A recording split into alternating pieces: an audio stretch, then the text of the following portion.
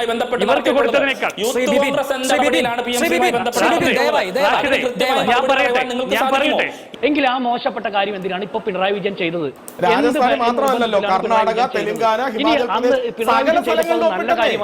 ജിൻഡോ, ഒരു പ്രധാനപ്പെട്ട കാര്യം, KSU കഴിഞ്ഞ ദിവസം ASFന്റെയും AIFന്റെയും ഒക്കെ സമരത്തിനിടയിലൂടെ ഒരു സമരം സെക്രട്ടേറിയറ്റിന്റെ മുന്നിലേക്ക് ചെയ്തു എന്നത് ഒഴിച്ചു നിർത്തിയാൽ വലിയ പ്രകടമായ പ്രത്യക്ഷ സമരങ്ങളൊന്നും തെരുവിൽ കോൺഗ്രസിന്റെയോ അതിന്റെ കീഴിലുള്ള യുവജന വിദ്യാർത്ഥി സംഘടനകളുടെ ഭാഗത്തു നിന്നൊന്നും കാണുന്നില്ല ഈ വിഷയത്തിൽ.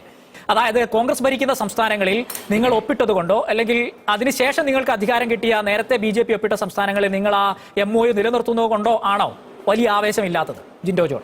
അല്ല റാഷിദ്, ഞാൻ അതിലേക്ക് വരാം. അതിനു മുമ്പ് ഒന്ന് രണ്ട് കാര്യം. ഒന്ന്, ഈ അഡ്വക്കേറ്റ് പ്രിജി പറഞ്ഞൊരു കാര്യം ഞാൻ വരുന്ന വഴിക്ക് അത് കേട്ടുകൊണ്ടിരിക്കുകയായിരുന്നു. MOU ഒപ്പിട്ടത് കൊണ്ട് മാത്രം കൺസിഡറേഷൻ, അതായത് ഫണ്ട് വാങ്ങാതിരുന്നാൽ പോരെ, MOU ഒപ്പിട്ടത് കൊണ്ട് മാത്രം ഈ പറഞ്ഞ PM ശ്രീ പദ്ധതിയും അതിന്റെ ഭാഗമായിട്ട് നടപ്പാക്കാൻ ഉദ്ദേശിക്കുന്ന നാഷണൽ എഡ്യൂക്കേഷൻ പോളിസിയും നടപ്പാക്കേണ്ട കാര്യമില്ലെന്ന്.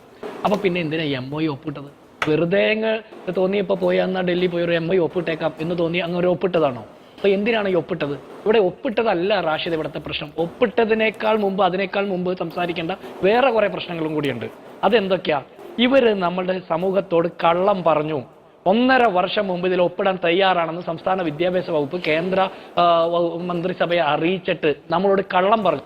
ഇവര് ഈ കഴിഞ്ഞ ആഴ്ച വരെ കേരളത്തിൽ സംഘപരിവാർ വിരുദ്ധ വിദ്യാഭ്യാസ നയപരിപാടികൾക്ക് വേണ്ടിയിട്ട് പ്രസംഗിക്കുന്ന ആളുകളല്ലായിരുന്നോ? ഈ VS ശിവൻകുട്ടി തന്നെ പലവട്ടം സംഘപരിവാർ വിരുദ്ധ പോരാട്ടത്തിന്റെ കുന്തമുനയായിട്ട് പ്രചരിപ്പിച്ച് കാണിച്ചതല്ലേ CPM? അതേ ശിവൻകുട്ടി പറയും എന്റെ നിലപാട് മാറ്റി നിങ്ങൾ മാറ്റിക്കോളാൻ. ശിവൻകുട്ടിക്കും CPMനും നിലപാട് മാറ്റാൻ തോന്നുമ്പോൾ മാറ്റാൻ പറ്റുന്നതാണോ കേരളത്തിന്റെ ഇടതുബോധം? ഇവിടുത്തെ ഇടതുബോധം എന്ന് പറഞ്ഞാൽ നമ്മൾ മനസ്സിലാക്കേണ്ടത് CPM പറയുന്നത് മാത്രമല്ല ഇവിടുത്തെ ഇടതുബോധം. ഈ ചാനൽ ചർച്ചയിൽ പങ്കെടുക്കുന്ന ആർക്കും അതിലൊരു വ്യത്യസ്ത അഭിപ്രായം ഉണ്ടാവും ഞാൻ വിചാരിക്കുന്നില്ല. അപ്പോൾ അത് അങ്ങനെ നിൽക്കട്ടെ. അതിനു മുമ്പ് CPMന്റെ അഖിലേന്ത്യാ ജനറൽ സെക്രട്ടറി പോലും ഇതൊന്നും അറിയാതെ തോൽപ്പാവക്കൂത്ത് നടത്തുന്ന പോലെ അദ്ദേഹം മോശക്കാരനായില്ലേ? വിഡ്ഢിയാക്കപ്പെട്ടില്ലേ? MA ബേബിയെ വെറും ഒരു ബേബിയാക്കി കളഞ്ഞില്ലേ നിങ്ങൾ? അദ്ദേഹത്തോടെങ്കിലും ഒന്ന് പറയണ്ടേ? മന്ത്രിസഭയിലെ മറ്റ് മന്ത്രിമാരോട് പറയണ്ടേ? ഈ മന്ത്രിസഭയുടെ കൂട്ടുത്തരവാദിത്വം നഷ്ടപ്പെട്ടില്ലേ? മുന്നണി മര്യാദ ഇല്ലാതെ മുന്നണിയെ തെറ്റിദ്ധരിപ്പിച്ചില്ലേ? പൊതുസമൂഹത്തിന് മുമ്പിൽ മറച്ചു വെച്ചില്ലേ? ഇതൊക്കെ ചെയ്തിട്ട് നിങ്ങൾ ഒപ്പിട്ട MOU ഇത്ര വലിയ പലഹാര പൊതിയാണെങ്കിൽ എന്തുകൊണ്ടാണ് ഇത് മുന്നണിയിൽ ചർച്ച ചെയ്ത് മന്ത്രിസഭയിൽ മറ്റ് അംഗങ്ങളോട് ചർച്ച ചെയ്ത് പൊതുസമൂഹത്തോട് വിളിച്ചു പറഞ്ഞ് അഭിമാനപൂർവ്വം, ഇത്ര മികച്ച നേട്ടമാണല്ലോ, ആ നേട്ടം അഭിമാനപൂർവ്വം പ്രസന്റ് ചെയ്യണ്ടേ? ഇനി രണ്ടാമത്തെ പ്രശ്നം, കേരളത്തിലെ വിദ്യാഭ്യാസ സ്ഥാപനങ്ങളുടെ നിലവാരം മെച്ചപ്പെടുത്താൻ വേണ്ടിയിട്ടാണ് നാഷണൽ എഡ്യൂക്കേഷൻ പോളിസിയുടെ ഭാഗമായിട്ടുള്ള PM ശ്രീ നിങ്ങൾ അക്സെപ്റ്റ് ചെയ്തെങ്കിൽ റാഷിദ, എനിക്കൊരു എതിരഭിപ്രായമുണ്ട്. എന്താണെന്നറിയോ? ഈ കേരളത്തിലെ വിദ്യാഭ്യാസ പൊതുജന ആരോഗ്യ സംവിധാനങ്ങൾ മുഴുവൻ ലോകത്തിൽ അമേരിക്കയോട് മത്സരിക്കുന്നു എന്നാണ് ഇവർ അവകാശപ്പെട്ടുകൊണ്ടിരിക്കുന്നത്. ഈ 1970 മുതൽ കേരള മോഡൽ എന്നുള്ള ടേം പരിപ്രേക്ഷ്യം ചെയ്യപ്പെട്ടിട്ട് ഇവരിപ്പോ 2016 ശേഷം ഈ പിണറായി വിജയൻ അധികാരത്തിൽ വന്നപ്പോൾ മുതൽ ഇവർ പറയുന്നത് ഈ നമ്പർ 1 കേരളത്തിന്റെ 2 ചെറുകളാണ് വിദ്യാഭ്യാസവും പൊതുജനാരോഗ്യവും. അപ്പോൾ അങ്ങനെ അമേരിക്കയോട് മത്സരിക്കുന്നു എന്ന് നമ്മൾ അവകാശപ്പെടുന്ന ഈ വിദ്യാലയങ്ങളെയാണോ നരേന്ദ്രമോദിയുടെ സംഘപരിവാറിന്റെ പാഠ്യപദ്ധതി പഠിപ്പിച്ചുകൊണ്ട് നമ്മളങ്ങ് മാറ്റാൻ വരുന്നത്? അപ്പോൾ അതിലൊരു പ്രശ്നമുണ്ട്. ഇനി പണമാണ് പ്രശ്നമെങ്കിൽ ഇവർ പറയുന്നത് ADB ലോണൊക്കെ ഞങ്ങൾ എടുത്തല്ലോ എന്ന. ഇവർക്ക് 30 കൊല്ലം കഴിയുമ്പോൾ കാഴ്ചപ്പാട് മാറുമ്പോൾ അതിന്റെ പാപഭാരം നമ്മൾ സഹിക്കേണ്ടതുണ്ടോ? ഇപ്പോൾ പണമാണ് പ്രശ്നം. അപ്പൊ ഇപ്പോൾ നിങ്ങളുടെ നിലപാട് മാറ്റിയെങ്കിൽ എന്തുകൊണ്ടാണ് 3 വർഷം മുമ്പ് ഒപ്പുവെക്കാതെ മാറ്റിവെച്ചത്? നിങ്ങൾ ഈ കാലം അത്രയും പീപ്പിൾസ് ഡെമോക്രസിയിലും ദേശാഭിമാനിയിലും കൈരളി ചാനലിലും ഒക്കെ നിരന്തര പ്രചരണം നടത്തിയില്ലേ? CPMന്റെ അഖിലേന്ത്യാ കമ്മിറ്റിയുടെ നിലപാട് എന്തായിരുന്നു? ഇതിനു മുമ്പത്തെ വിദ്യാഭ്യാസ മന്ത്രിയുടെ നിലപാട് എന്തായിരുന്നു? രവീന്ദ്രനാഥിന്റെ. അത് നിങ്ങൾ നിരന്തരം പറഞ്ഞതിൽ നിന്ന് നിങ്ങൾ അതിനെ വിഴുങ്ങിക്കൊണ്ട് നിലപാട് മാറ്റി എന്ന് പറയുമ്പോൾ ഒപ്പത്തിന് നിലപാട് മാറ്റാൻ ഞങ്ങൾ എല്ലാവരും AKG സെന്ററിലെ ബാല്യക്കാരല്ല. ഒന്നാമത്തെ കാര്യം. ഇനി രണ്ടാമത്തത്, ഇവിടെ ASFന്റെ പ്രതിനിധി പറയുന്നത് CPI CPM തമ്മിലുള്ള പ്രശ്നമാക്കി ചിത്രീകരിക്കാൻ മാധ്യമങ്ങളും പ്രതിപക്ഷവും ശ്രമിക്കുന്നു. അത് നിങ്ങൾക്ക് തെറ്റിദ്ധരിച്ചു. CPMന്റെയും തമ്മിലുള്ള പ്രശ്നമല്ല. അങ്ങനെ പ്രശ്നമുണ്ടോ ഇല്ലെന്ന് നിങ്ങൾ പറയണം. കാരണം പ്രകാശ് ബാബുവിന്റെ പ്രസ്താവനയുണ്ട്, ബിനോയ് വിശ്വത്തിന്റെ പ്രസ്താവനയുണ്ട്, CPIയുടെ അഖിലേന്ത്യാ ജനറൽ സെക്രട്ടറിയുടെ പ്രസ്താവനയുണ്ട്. അതൊക്കെ നിങ്ങൾ പരിശോധിച്ചാൽ മതി. ഞങ്ങൾക്ക് അതിൽ അഭിപ്രായ വ്യത്യാസമൊന്നുമില്ല. പക്ഷേ AIYFന്റെ ഒരു നേതാവ് പറഞ്ഞു SFIക്കാർ മുണ്ടെടുത്ത് ഇനി സമരത്തിന് വരരുത്, കാരണം മുണ്ട് മടക്കി കുത്തുമ്പോൾ കാവി കളസം കാണുമെന്ന് പറഞ്ഞത് എന്ത് തരത്തിലുള്ള അഭിപ്രായമാണ്? അത് മുന്നണിക്കകത്തുള്ള അഭിപ്രായ ഐക്യത്തിന്റെ സൂചനയായിട്ടാണ് മനസ്സിലാക്കേണ്ടത്. അപ്പൊ നിങ്ങൾ തമ്മിലുള്ള ഒരു പ്രശ്നമായിട്ടല്ല ഞാൻ ഇതിനെ കാണുന്നത്. CPIയെ വഞ്ചിച്ചു അല്ലെങ്കിൽ CPIയെ വളർത്തു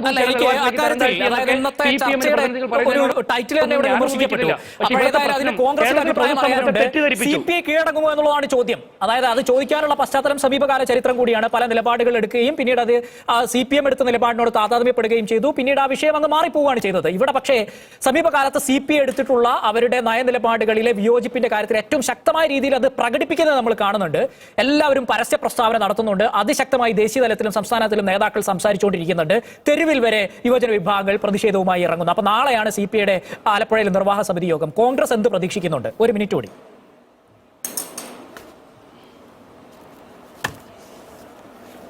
റാഷിദ്, CPI ഓൾറെഡി കീഴടങ്ങിക്കഴിഞ്ഞ പാർട്ടിയുടെ പേരാണ് CPI. അത് ഇതിനു മുമ്പ് തൃശൂർ പൂരം കലക്കിക്കൊണ്ട് സുരേഷ് ഗോപിയെ പാർലമെന്റിലേക്ക് നയിച്ചപ്പോൾ ഞങ്ങൾ അങ്ങ് വല്ലാതെ അങ്ങ് മുന്നണിയിൽ എന്തൊക്കെ ചെയ്യുമെന്ന് പറഞ്ഞു. അവസാനം എന്താ നടന്നത്? എലപ്പുള്ളി ബ്രൂവറി കേസിൽ മദ്യ കമ്പനി കൊണ്ടുവരുന്നതുമായി ബന്ധപ്പെട്ട വിഷയത്തിൽ MN സ്മാരകത്തിൽ യോഗം നടത്തിയപ്പോൾ പിണറായി വിജയൻ അങ്ങോട്ട് പങ്കെടുത്ത് വരട്ടിയില്ലേ? ഇവർ MN സ്മാരകത്തിൽ നടത്തിയോ AKG സെന്ററിൽ നടത്തിയോ ഇതൊന്നും നമ്മുടെ പ്രശ്നമല്ല. RSSകാർക്ക് വിടുപണി ചെയ്യാൻ ADGP MR അജിത്കുമാർ പോയ വിഷയത്തിൽ സമാന നിലപാടെടുത്തു. അപ്പൊ പൂരം കലക്കിയ വിഷയമായിക്കോട്ടെ, RSSന് അടിമ വേല ചെയ്യുന്ന ആഭ്യന്തര വകുപ്പ് ആയിക്കോട്ടെ, ഈ വിഷയത്തിലൊക്കെ ജിൻഡോയോട് ഞാൻ ചോദിച്ച എന്റെ ചോദ്യം ഇവിടെ ഇരിപ്പുണ്ട്. ഈ വിഷയമാണെങ്കിൽ പോലും PM3 പദ്ധതിയാണെങ്കിൽ പോലും CPI കീഴടങ്ങി കഴിഞ്ഞു. ശരി, എന്താണ് ബിപിൻ 30 സെക്കൻഡ് ഒറ്റ ക്ലാരിറ്റി, ഇതിൽ മാത്രം ക്ലാരിറ്റി.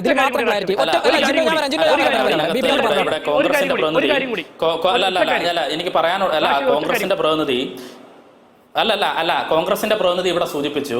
കോൺഗ്രസിന്റെ പ്രതിനിധി ഇവിടെ സൂചിപ്പിക്കാൻ ചർച്ചയുടെ ആദ്യോട് അവസാനം എടുത്തത് CPI കീഴടങ്ങി, അതിനുശേഷം മറ്റു പല വിഷയങ്ങളെടുത്ത് ആ വിഷയങ്ങളിലെല്ലാം CPIയുടെ നിലപാട് എന്തായിരുന്നു എന്നുള്ളതടക്കമുള്ള കാര്യങ്ങളാണ് ഇവിടെ സൂചിപ്പിക്കാൻ ഇവിടെ ആഗ്രഹിച്ചത്. കാരണം അവർക്ക് മറ്റൊന്നും പറയാനായി പ്രത്യേകമായി ഒന്നുമില്ല. CPI എല്ലാ കാലങ്ങളിലും എടുത്തിട്ടുള്ള നിലപാടുകൾ എന്താണെന്ന് ഈ കേരള സമൂഹത്തിനറിയാം. ആ നിലപാടുകളിൽ വെള്ളം ചേർത്തിട്ടുണ്ടോ എന്നുള്ളതും ഈ കേരള സമൂഹത്തിനറിയാം. എനിക്ക് ചോദിക്കാനുള്ളത് കോൺഗ്രസിന്റെ പ്രതിനിധിയോടാണ്. കോൺഗ്രസിന്റെ പ്രതിനിധിയോട് ചോദിക്കുന്നത്, ഞാൻ ഈ അഭിപ്രായം നിങ്ങളോട് ചോദിക്കുന്നത്, നിങ്ങൾക്ക് നിലപാടൊന്നും പ്രവർത്തിക്കുന്നത് വേറൊന്നും ആയതുകൊണ്ടാണ് ഞാൻ കൃത്യമായി നിങ്ങളോട് തന്നെ ഈ കാര്യം ചോദിക്കാൻ ആഗ്രഹിക്കുന്നത്. ഈ PM3 പദ്ധതിയുമായി ബന്ധപ്പെട്ട് 2022 ഈ PM3 പദ്ധതി രാജ്യത്ത് പുതുതായി കേന്ദ്ര ഗവൺമെന്റ് ഇംപ്ലിമെന്റ് ചെയ്യുന്നതിന് വേണ്ടി ആലോചിക്കുന്നത്. ആ സമയത്ത് തന്നെ ഈ PM3 പദ്ധതി രാജ്യത്ത് നടപ്പിലാക്കാൻ തീരുമാനിച്ച് 2-3 മാസം കഴിഞ്ഞപ്പോൾ കോൺഗ്രസ് ഭരിക്കുന്ന രാജസ്ഥാൻ ഗവൺമെന്റ് ആയിട്ടുള്ള കോൺഗ്രസിന്റെ മുഖ്യമന്ത്രിയായിട്ടുള്ള അശോക് ഗെഹ്ലോട്ട് ആദ്യമേ തന്നെ ഈ പദ്ധതി അവിടെ രാജസ്ഥാനിൽ നടപ്പിലാക്കുവാൻ ശ്രമിക്കുന്നതാണ് നമുക്ക് കാണുവാൻ സാധിച്ചത്. അപ്പൊ കോൺഗ്രസിന്, ഞാൻ മൊത്തം പറഞ്ഞു തീർക്കട്ടെ, കോൺഗ്രസിന് ദേശീയ തലത്തിൽ മറ്റ് പല അഭിപ്രായങ്ങളും, അത് അഭിപ്രായമൊന്നും അത് പ്രവർത്തിക്കുന്നത് മറ്റൊന്നുമായിട്ട് നിൽക്കുന്ന സാഹചര്യം. തീർന്നില്ല. ഈ 2022 രാജസ്ഥാനിൽ ഈ പദ്ധതി നടപ്പിലാക്കപ്പെടുമ്പോൾ നാം മനസ്സിലാക്കപ്പെടേണ്ട ഒരു കാര്യം, രാജ്യത്തിന്റെ പാർലമെന്റ് അകത്തളങ്ങളിൽ NEP-യുമായി ബന്ധപ്പെട്ട് വലിയ വിവാദങ്ങൾക്കിടവരുന്ന സാഹചര്യത്തിലാണ് ഈ പദ്ധതി നടപ്പിലാക്കാൻ തീരുമാനിച്ചത്.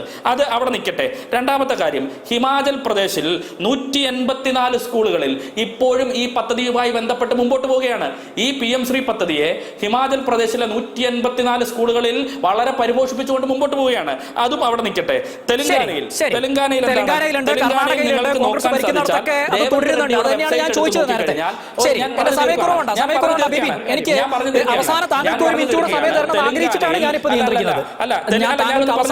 ഒന്ന് പറഞ്ഞു നോക്കട്ടെ.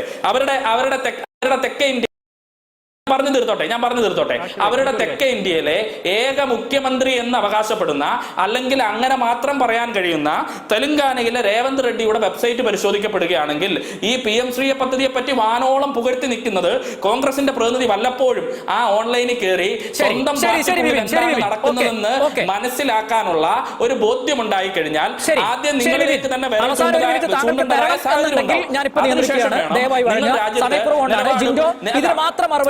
രാജ്യത്ത് നിലപാടൊന്നും നടക്കുന്ന മറ്റൊന്ന് ഞാൻ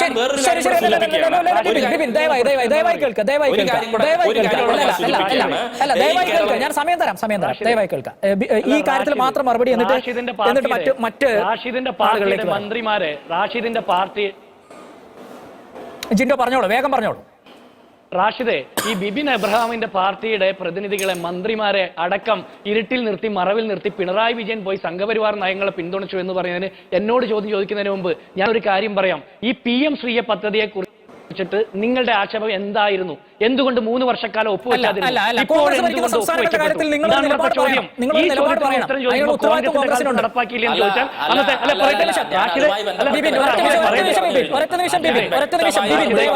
കൊടുത്തതിനേക്കാൾ കുറച്ച് സമയമാണ്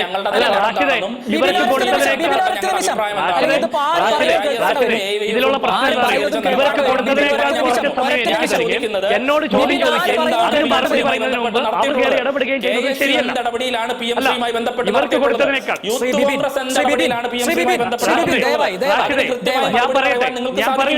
ഈ PM3 എന്ന പദ്ധതി കേരളത്തിൽ മാത്രമുള്ളതല്ല, നമുക്ക് ചോദിക്കാമേ, ഉത്തരം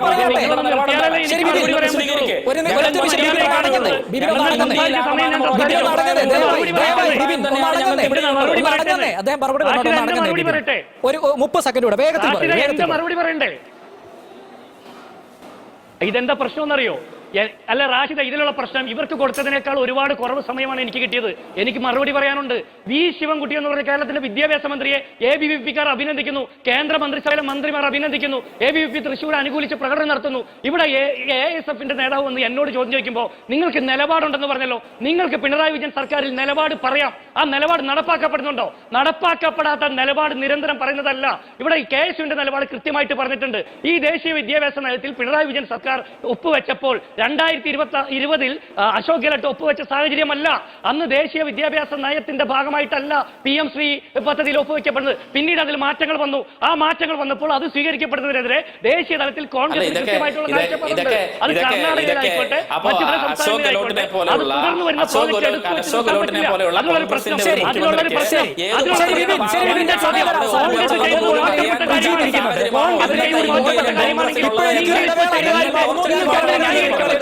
ശ്രീ പ്രിജി 3.5 മിനിറ്റ് സമയം, താങ്കൾക്ക് മറുപടി പറയാം. ഒന്നാമതായി ഇവിടെ ഏറ്റവും കൂടുതൽ ഉച്ചത്തിൽ ഈ ചർച്ചയിൽ പങ്കെടുക്കുന്നത് കോൺഗ്രസിന്റെ പ്രതിനിധി. കഴിഞ്ഞ ദിവസങ്ങളിലെല്ലാം NEP-യുടെ ചർച്ചകളിൽ ഏറ്റവും ശബ്ദത്തോടുകൂടി ചർച്ചകളിൽ പങ്കെടുക്കുകയും വിയോജിപ്പ് രേഖപ്പെടുത്തുകയും ചെയ്യുന്നത് NEP-യുടെ കോൺഗ്രസിന്റെ പ്രതിനിധി. NEP-യെ സംബന്ധിച്ച് കോൺഗ്രസിന്റെ നയമെന്താണ്?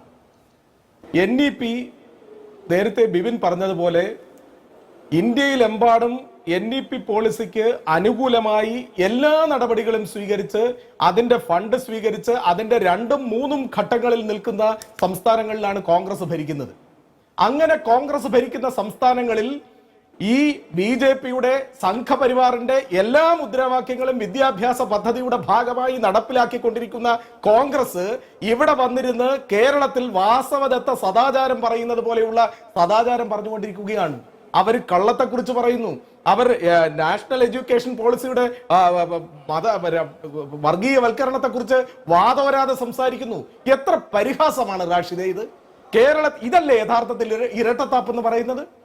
ദേശീയ അടിസ്ഥാനത്തിൽ എല്ലാ സംസ്ഥാനങ്ങളിലും ആദ്യം തന്നെ പോയി ഒപ്പിടുകയും ഈ പദ്ധതി നടപ്പിലാക്കുന്നതിന് വേണ്ടി മോദി സർക്കാരിന് എല്ലാ പിന്തുണയും പ്രഖ്യാപിച്ചുകൊണ്ട് ആ സംസ്ഥാനങ്ങളിൽ ആകമാനം ഇത് നടപ്പിലാക്കിക്കൊണ്ടിരിക്കുന്ന കോൺഗ്രസിന്റെ പ്രതിനിധി ഇവിടെ വന്നിരുന്ന് ഇടതുപക്ഷ ജനാധിപത്യ മുന്നണിയെയും അതിനകത്ത് ഭിന്നതയുണ്ടെന്നും CPI-യെ CPM തകർക്കാൻ പോകുന്നതും CPM-നെ CPI തകർക്കാൻ പോകുന്നതും ഘോരം പ്രസംഗിക്കുന്നതിനകത്തെ വ്യർത്ഥത എത്ര പരിഹാസ്യമാണ് എന്നൊന്ന് ആലോചിച്ച് നോക്കൂ റാഷിദേ. എന്തിനു വേണ്ടി ഒപ്പിട്ടു എന്നുള്ളതാണ് ചോദ്യം. എന്തിനു വേണ്ടി ഒപ്പിട്ടു എന്നുള്ളത് കഴിഞ്ഞ 2 ദിവസമായി വിദ്യാഭ്യാസ മന്ത്രി പറഞ്ഞുകൊണ്ടിരിക്കുകയാണ്. ഞാൻ ആ പറഞ്ഞ വാദത്തിൽ ഉറച്ചു തന്നെ നിൽക്കുകയാണ്. ഒപ്പിട്ടു എന്നുള്ളത് കൊണ്ട് ആ MOU നടപ്പിൽ വന്നു എന്ന് അർത്ഥമുണ്ടോ? ഈ MOU മൊത്തത്തിലൊന്ന് വായിക്കുന്നേ. അതിന്റെ അവസാന ഭാഗത്ത് പറയുന്നത് എന്താ? In the event of any amendment, alteration or modification in the terms of agreement, it shall be met through mutual consent of both the parties. അതിന്റെ തൊട്ടുമുമ്പത്തെ പോയിന്റ് ഒന്ന് വായിക്കാമോ പ്രിജി? താങ്കൾ വായിച്ചോണ്ടാണ് ഞാൻ ആവശ്യപ്പെടുന്നത്. അതിന്റെ തൊട്ടുമുമ്പത്തെ പോയിന്റ് ഒന്ന് വായിക്കാമോ? വരുത്താമെന്നേ. അങ്ങനെ അതിന്റെ തൊട്ടുമുമ്പത്തെ പോയിന്റ് ഒന്ന് വായിക്കാമോ പ്രിജി? കേട്ടില്ല ഞാൻ ആ ചോദ്യം. താങ്കൾ വായിച്ചതിന്റെ തൊട്ട് മുകളിലുള്ള പോയിന്റ് ഒന്ന് വായിക്കാമോ? In the event of any amendment. അതല്ല അതിന്റെ തൊട്ട് മുകളിലുള്ള പോയിന്റ്. തൊട്ട് മുമ്പ്